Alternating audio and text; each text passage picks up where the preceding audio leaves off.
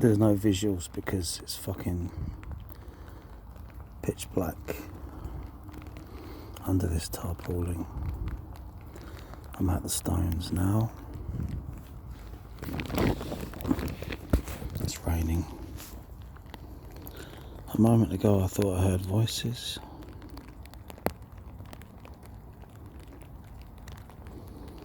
It's easy to say, it's another thing to do it. But I know that I must come here to Kitskote, to her house, spend the night, the whole night, as a gesture. 7 years ago, we knocked at the door. We got an answer. Trials, initiation. I've taken the head of the crow. I've made the sacred symbol.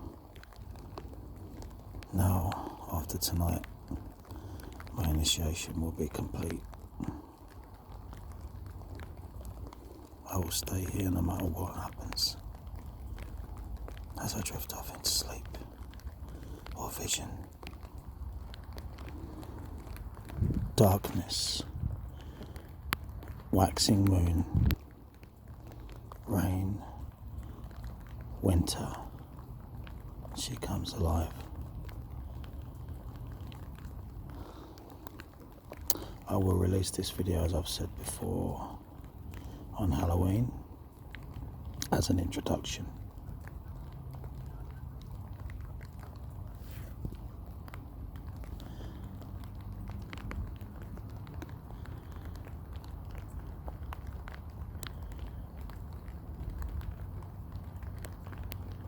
Hear those voices again.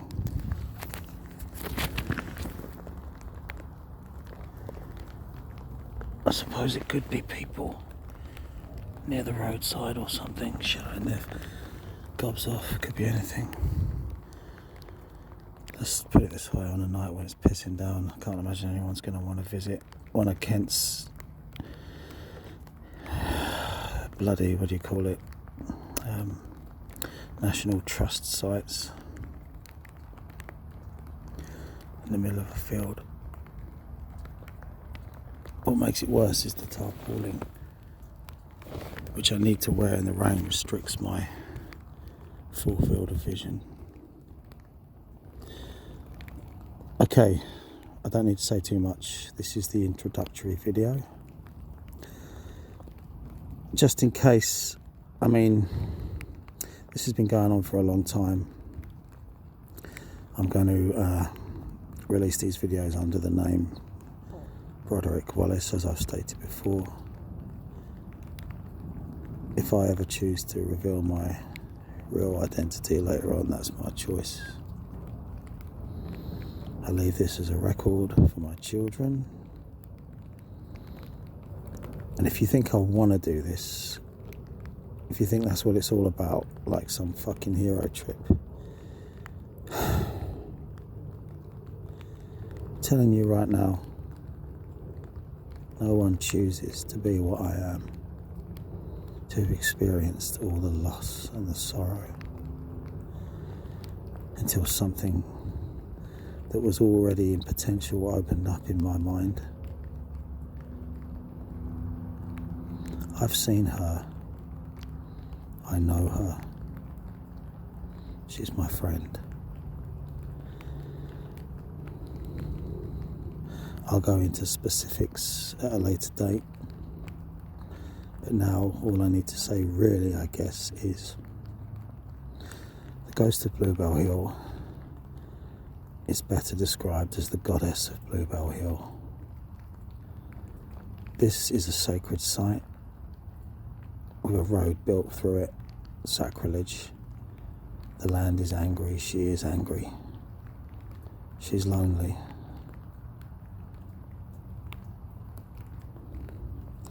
This is especially centered in on the stones here, and obviously the surrounding dolmens and your standing stones, etc. It's like a nexus point It's like it's a gateway. It's Winter's Gate. And I'm going to open that gate tonight.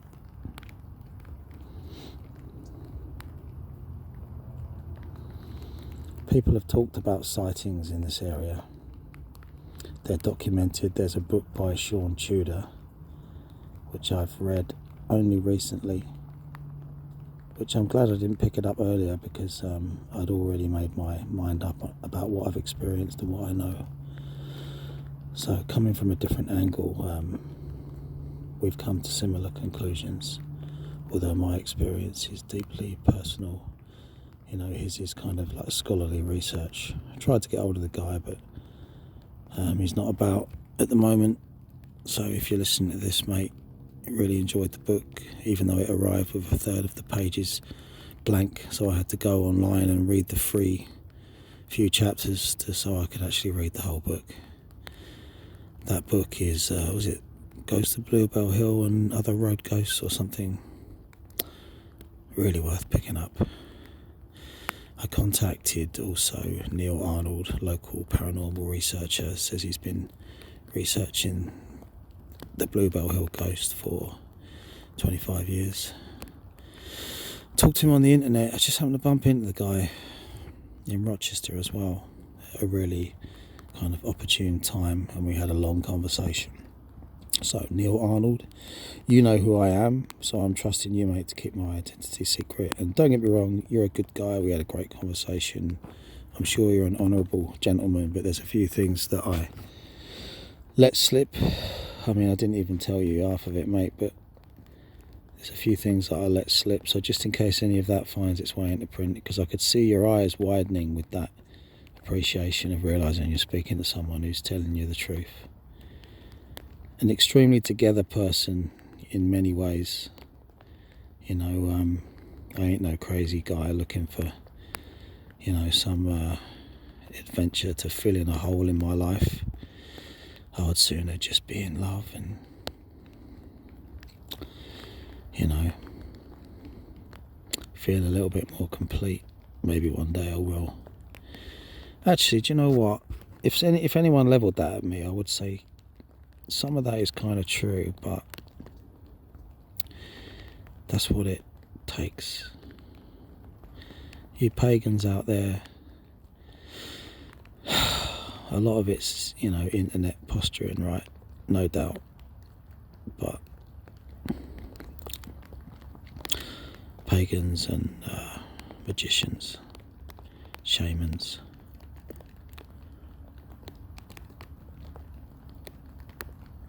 99% posturing, but the real deal does exist.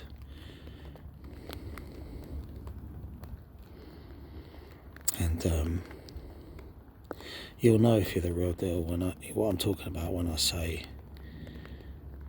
you're not sure if you would have chosen this.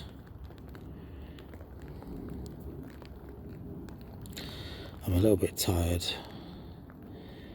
I did so much talking earlier, I'm not sure if I'm putting things across exactly concisely and in the right order, but the crux of it is the goddess of Bluebell Hill. I know her. I've seen her many times. She's been a part of my life since around about 2012. She haunts the house that I live in. She haunts my dreams. She comes to me when I'm ill. She comforts me when I'm down. I see visions. I see shadows in the house.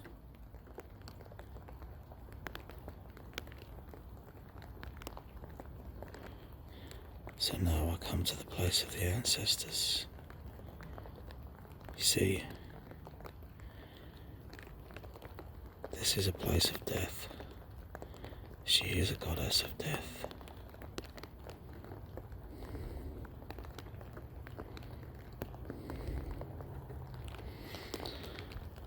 She approaches from behind. She is clothed in white, brilliant, shining white.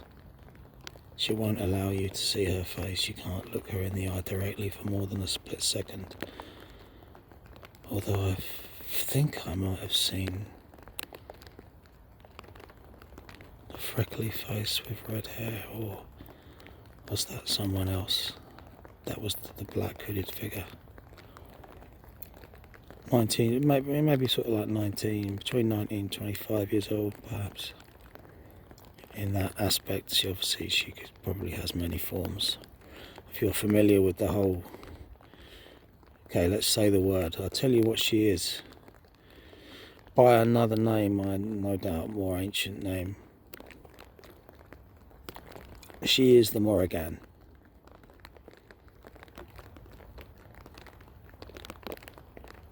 Her colours are black and white predominantly.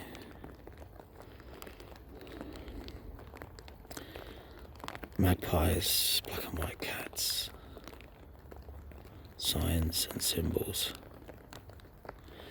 So, I don't want to keep waffling on. I can explain all this a little bit better another time. The ghost of Bluebell Hill is a death goddess going right back to the Neolithic. I'm the only person who's had multiple sightings or visitations. She's a dear, dear, dear friend of mine. Certain things that happened to me in my life caused us to become close. And circumstances have made it that I will spend another winter living in that house.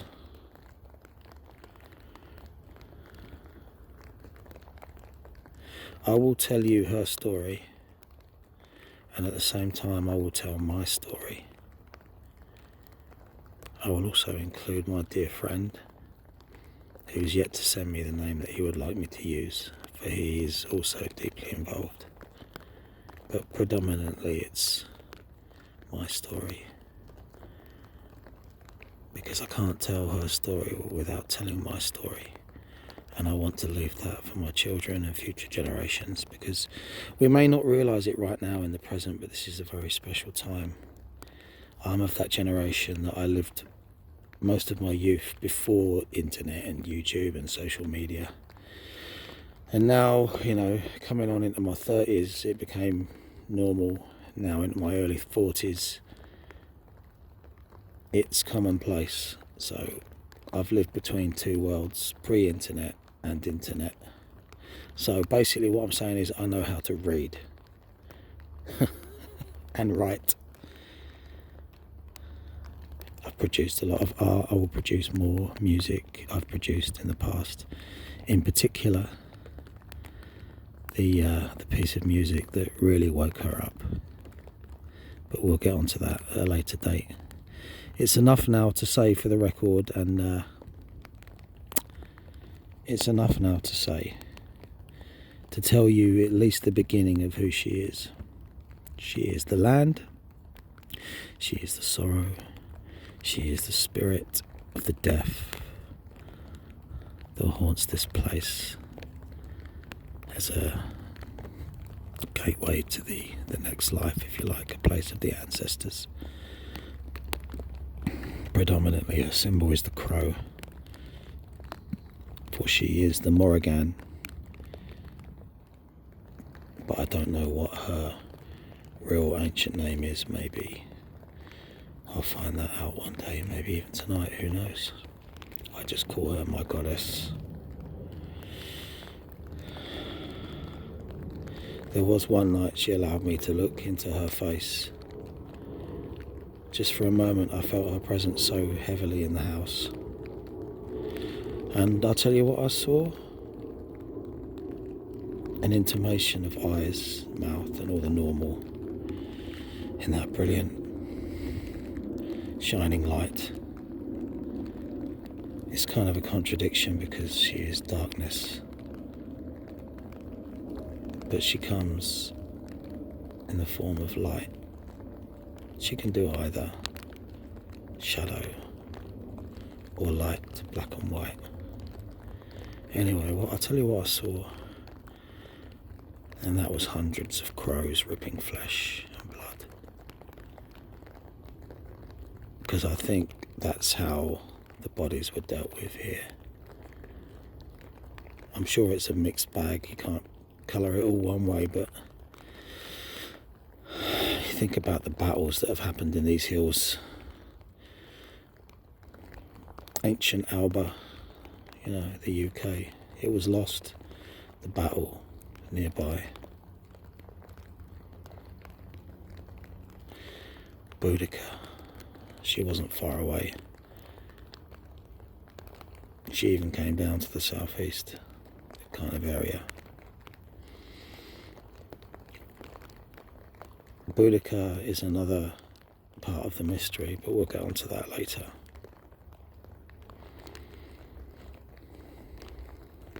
Road ghost, the goddess. Somehow Broderick has got something to do with it, and I'm still trying to piece it together and source the information through vision and these gestures to try and deepen the communication. Because I tell you what, I've never heard her say words, although there were words spoken once in the night as I kind of slipped into that astral matrix. When you're still asleep, your body's still asleep, but your soul wakes up. And the words were, "The dead shall rise." Like a movie, eh?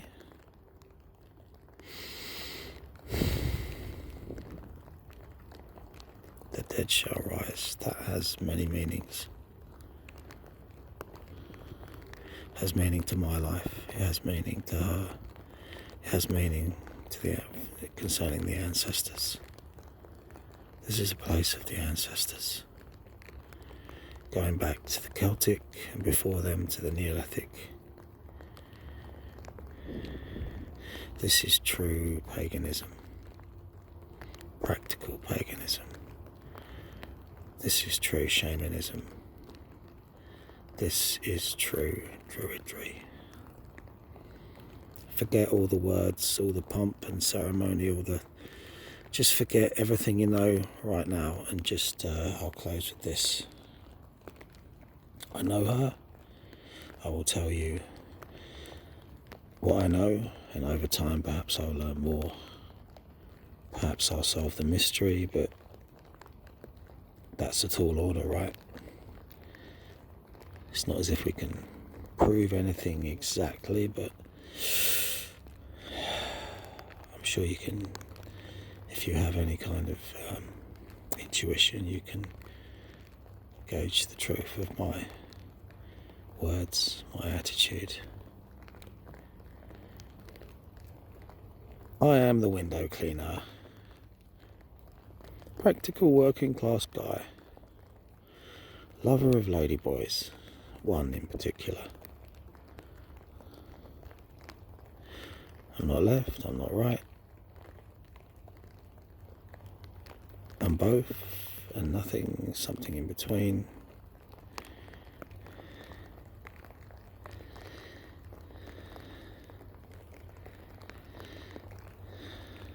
Yeah.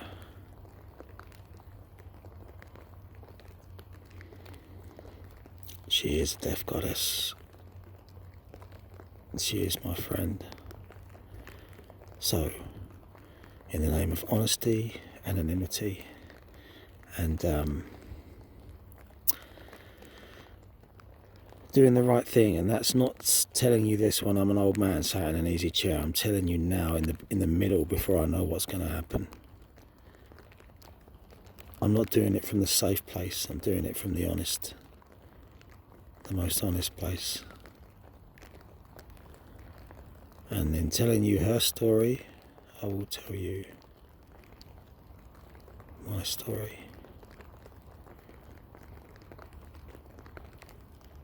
And we'll learn things about this land, these hills.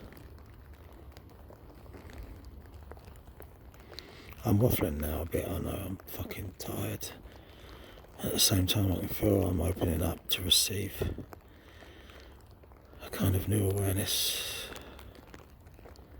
I feel surprisingly calm.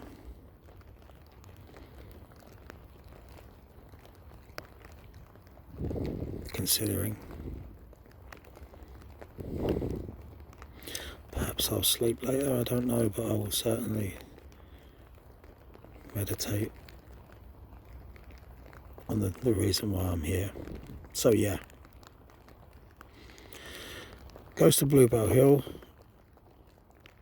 She's a goddess that lives in these lands. She's a goddess of death. She's my friend.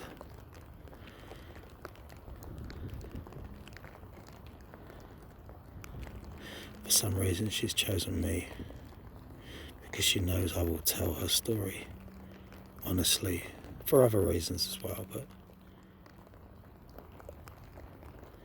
I still remember that day she held my hand, and I felt that deep sorrow over so many thousands of years, and a longing to feel that warmth and companionship, sadness that resonates with my own.